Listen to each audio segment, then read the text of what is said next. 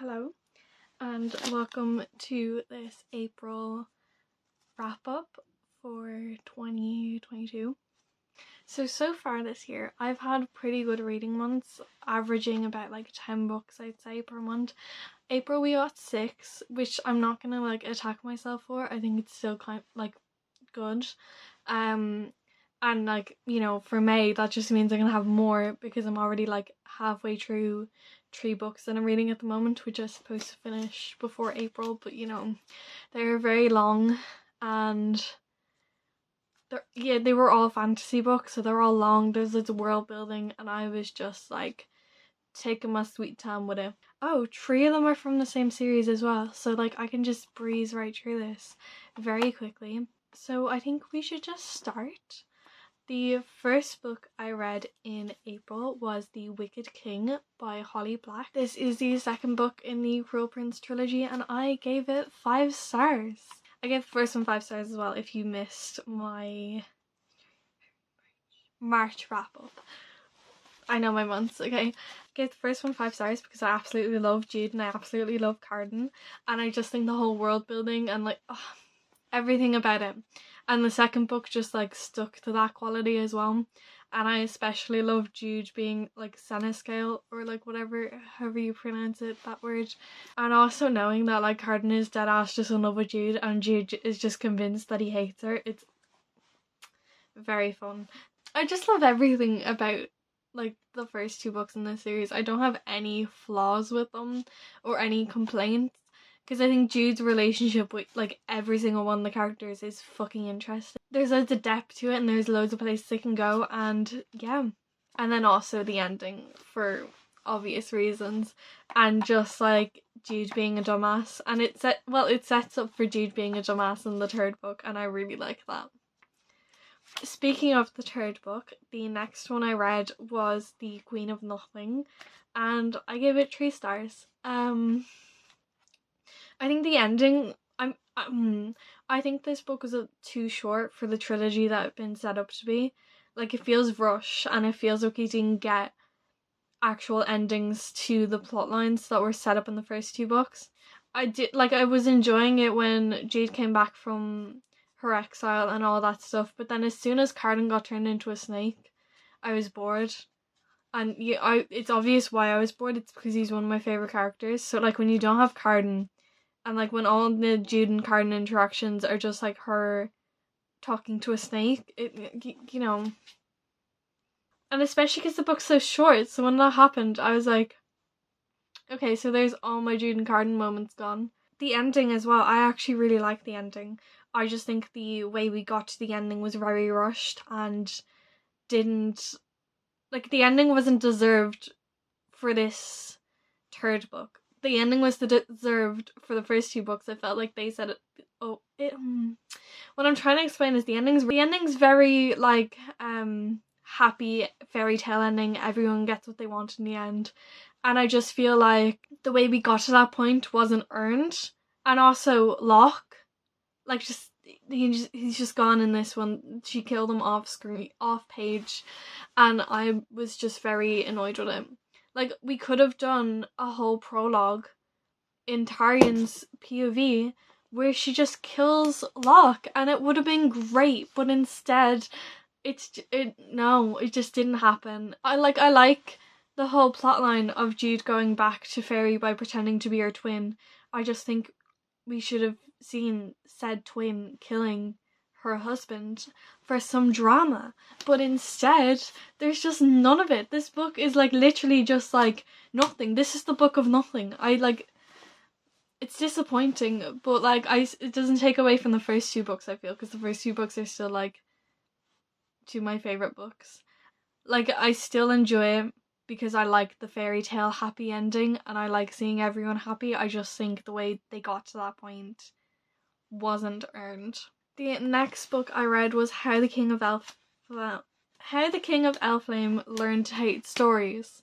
This is just Carden, and obviously, because it's just Carden, I really liked it. I give it 4 stars. I just feel it's hard to give a novella 5 stars because again, it's so short. And my gut instinct every single time I read one is 5 stars, but then I'm have to sit down and think like, does it deserve that? I love the illustrations. I love getting more on Carden's background. I just would have wanted more, is my main thing. Yeah. Like, I feel like we could have had like just a whole book really instead of a novella just of Carden. Like, what was his mindset while he was a snake? I'll never know. That's like, why did I read this book if I'm not going to get some little snake thoughts? Like, what did he do while he was a snake? What was he like? Some illustrations of Snake Carden would have been nice, but, you know, apparently that's asking for too much. Also, the letters Carden writes to Jude, I was convinced they would be in this novella and they weren't, and I had to like look them up online and find out that it's in like a special, what was it, like Barnes and Nobles or something edition of Queen of Nothing. I'm Irish. I don't have a fucking Barnes and Nobles. That was so unfair. I couldn't get those letters. I had to Google them and use Reddit to find those letters. I feel like this series could have been like one of my all-time favorite series, and I feel like it still is though. Like, I feel like Jude and Carden are gonna be like two of my favorite characters ever written, because thinking about like my love for Six of Crows, the first book is really only like 4 stars, whereas like Crooked Kingdom I consider 5 stars 100%. So like we can have some duds in series. I'm not saying that like Six of Crows is a dud. I'm just saying that like it's not as good as Crooked Kingdom, obviously. So I just think Queen of Nothing is not as good as the first 2 books in the series, and even like How the King of Elflame Learned to Hate Stories. I feel like Garden's thing is a lot better than the Queen of Nothing. The next book I read was a adult romance book by Emily Henry. I read You and Me on Vacation, and the problem with this is it really made me want to go on vacation. I give this book 4 stars, and the reason I didn't give it 5 stars was the third act thing. What's this book about?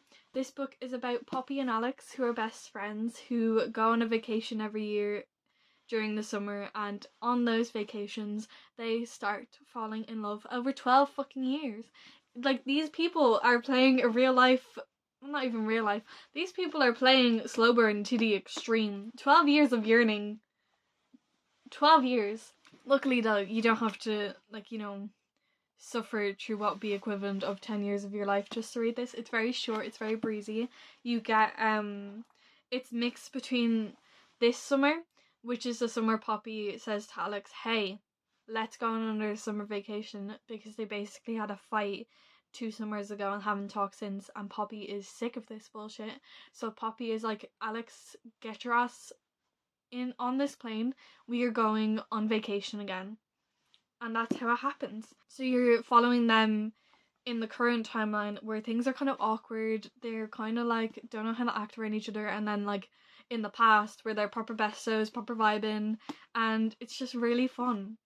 And also I love both of their characters. I think I love both of their characters because they don't like fit together like in every single way. They have different life goals, and that's the reason they were apart for 12 years.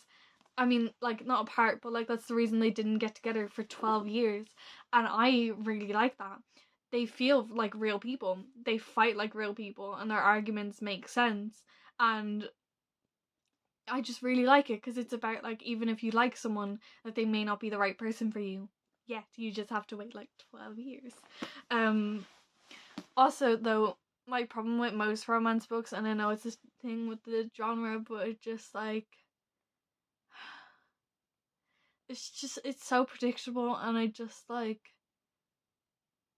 can't, is when they fight in the third act, and I just actually, you know what, I'm just like thinking back on it, and I don't think the like fight in this was like as unjustified as I thought it was. I'm starting to think that's very justified because it makes sense with Poppy's character. Should I have given this book 5 stars instead of 4 stars? Because now I'm starting to think like that. Like, maybe my problem is that I'm just expecting a big fight that I won't enjoy. So I just ignore the reasons why this fight is happening. Because I really like the resolution, and like this is why the big fight happens, is for the grand gesture. Am I just like completely changing my rating from this book in this video? Because my thing was that like I was given too many 5 stars for 2022.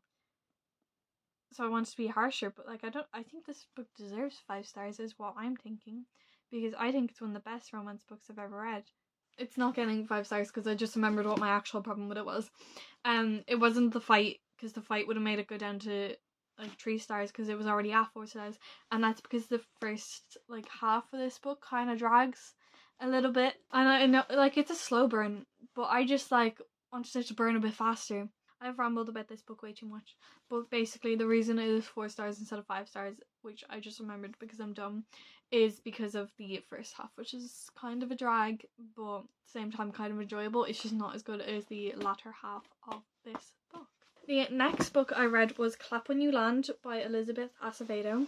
I read this on Audible, and if you have, watched any other video on my channel, you will probably know that I listened to her first 2 books, The Poet X and With the Fire on High, and I gave both of them 5 stars. This one I didn't enjoy somewhat. Well, I did enjoy it, but I just didn't enjoy it as much as the other 2. I gave it 4 stars, which is disappointing because it's Elizabeth Acevedo, and she's supposed to be 5 stars, like whipping out, honey. But she's still one of my favorite authors because I just love how her audiobooks sound, because they are truly exceptional. Like the way she narrates her prose and everything is just amazing.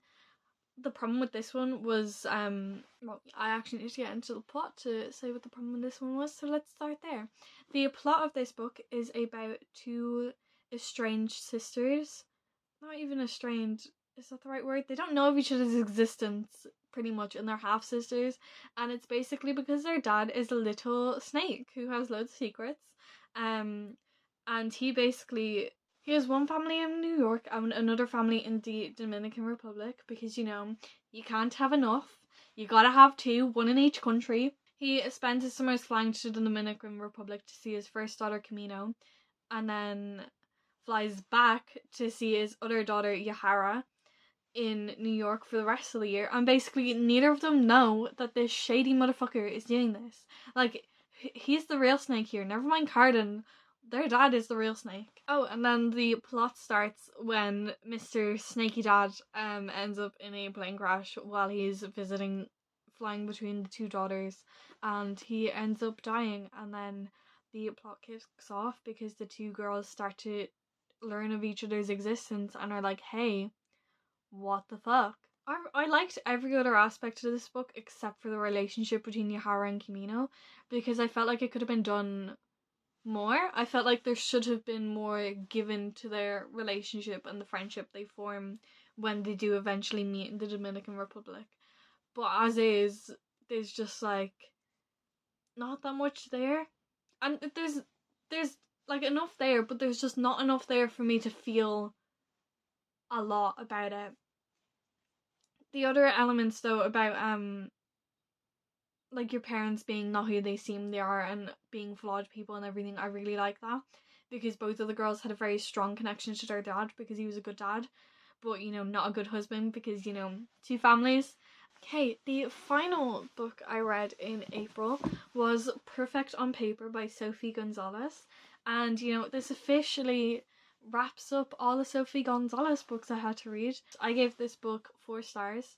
This book is about Darcy Phillips, who runs like basically this secret anonymous relationship advice in her school in locker 89, which is an abandoned locker that she has access to because her mum's a teacher, so she has the code and shit. So Darcy basically runs this business where students can give a letter and pay €10 and put it in the locker, and then she will send them an email and be like, hey, here's how to fix your relationship. And the plot begins when Alexander Broem discovers this locker fiasco and finds Darcy after school one day taking all the letters out, and is like, hey bro, what you doing there?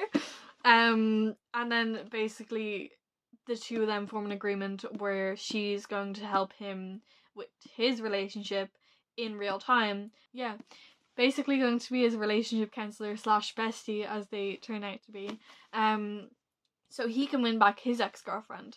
And Darcy also has issues because she is in love with her best friend Brooke, but Darcy kind of fucked up and kind of fumbled the ball a little bit, because with the locker stuff she basically did something to Brooke that if the secret was revealed that Darcy runs the locker, Brooke would never speak to her again.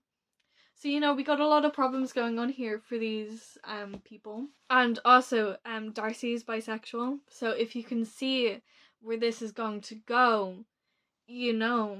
Let's get on to other things. January, February, March, April, May wrap up. What books can you expect to see? I'm currently reading Strange the Dreamer, almost finished, because I got the audiobook and I started listening to that instead of reading it because, you know, my brain's too small and all the language is very fancy and I just, you know, I need to breeze through it because the book is so fucking long. I am also reading The Night Circus by Erin Morgenstern, and that will also be in my May wrap up. And I am reading The Girl Who Fell Beneath the Sea Fairy Loot Edition because I waited like ages to get on this. And if you want to see me unboxing this book and the other goodies that came with it, that video will be coming soon as well. So, you know, stay tuned because I have a lot going on. Also going to be reading Ike Shara Wheeler and To Kill a Kingdom because those books have been on my TBR for a long time. And you know, Ike Shara Wheeler just is about to come out. And I am so excited. I've already pre-ordered my Waterstones exclusive edition. So can't wait. And also it's Casey McQuiston. So I am very excited because they are one of my favourite romance authors. And I'm very excited to see what they pull out with YA romance. But anyways, thank you for watching. Do I have an actual outro? Not really. So we're just gonna do this because look how pretty this book is.